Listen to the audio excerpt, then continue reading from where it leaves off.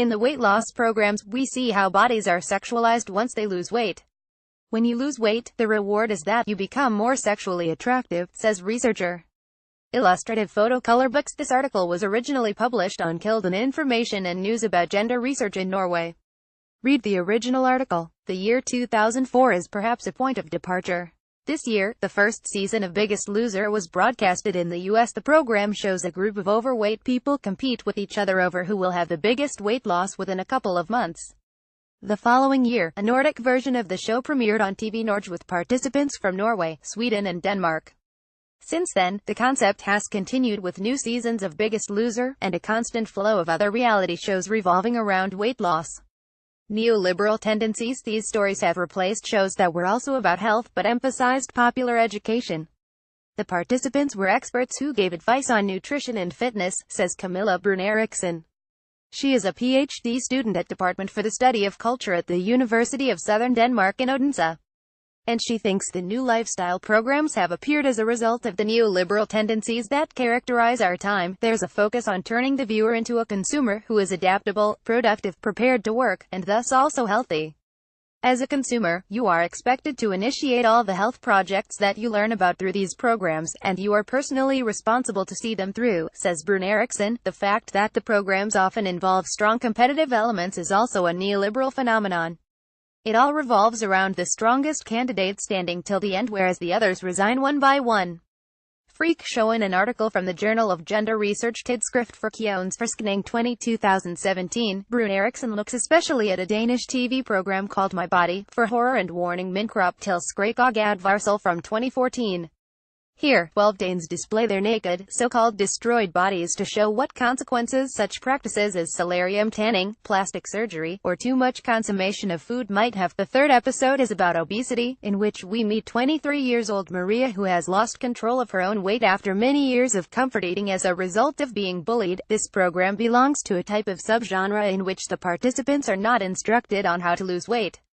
Rather, the program is all about getting under their skin to get a very personal and intimate insight into how they live and how they think of their own body, says Brun Eriksson. It is okay to stare at Maria. You're free to let yourself entertain by her body.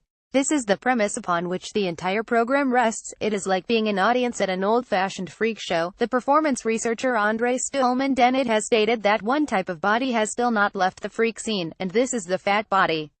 In earlier days, fat people were displayed in freak shows side by side. Extremely tall people are Siamese twins or what have you, says Brun Eriksson. But whereas these other bodies are today considered extraordinary in a way the owners of the bodies can't help, fat people are still considered results of their own choices. It is self-inflicted. Therefore, it is still legitimate to display them, for instance in TV shows, for horror and warning.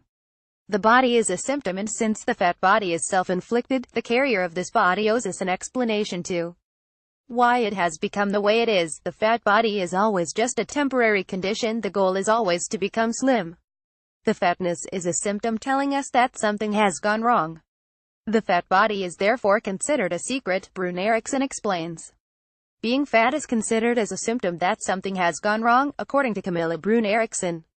Photosyddansk Universitet. We look at it and think, did she have a bad childhood? Perhaps her parents were poor care persons. Did her husband leave her? Has she been victim of abuse? The fat body is like ripples at sea. We need to dive into it to see what is hidden in its depths. The paradox is that even if we find a story behind the fat body, the carrier of that body will still be the one responsible. We see this in Maria's story in My Body, for horror and warning.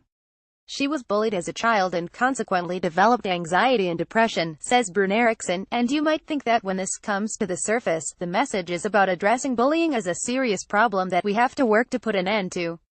But in the program, it is not society at large, the structures, that needs changing. It is Maria herself.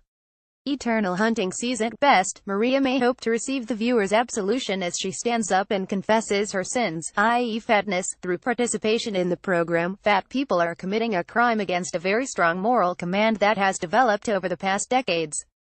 You have to be healthy, or at least strive towards health. And health has become synonymous with being slim, says Brun Eriksson. The fat body therefore appears as a visible violation of the health command. It symbolizes everything that is wrong. You don't work hard enough and you're not willing to change. Therefore, it is always season for hunting the fat body. There's a prevalent belief that we can always shape our body in the way we want it. And the idea is that the body will always remain slim unless we make it otherwise. She emphasizes, this idea is probably wrong, since it doesn't take into account the complexity of how bodies are formed, genes, diseases, economy, milieu, education. Instead, all the attention is on biomedical causal explanations in which everything is up to you and your own choices. Happiness is to be slim. Being fat is not only a violation of the command to be healthy, if we are to believe the story we are served in the reality programs about losing weight. As long as you're fat, you can't be truly happy. Happiness lies in the future, which is a motivation factor for weight loss. And part of this happiness is being sexually attractive. We see this in Maria's story, how she is not taken seriously as an object of sexual attraction because she is fat.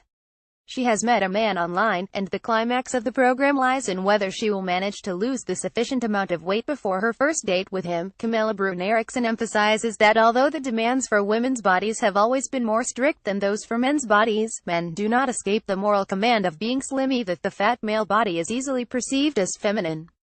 It becomes soft, and has perhaps breasts. Similarly, the fat female body might lose the much sought-after female waist, or you can't entirely see where the breasts end and the stomach begins, she says. In other words, if your body becomes too fat, it is as if it becomes degendered. In the weight loss programs, we see how bodies are sexualized once they lose weight. If you lose weight, you become more sexually attractive as a reward, and the next step is that you may hope to experience romance and love.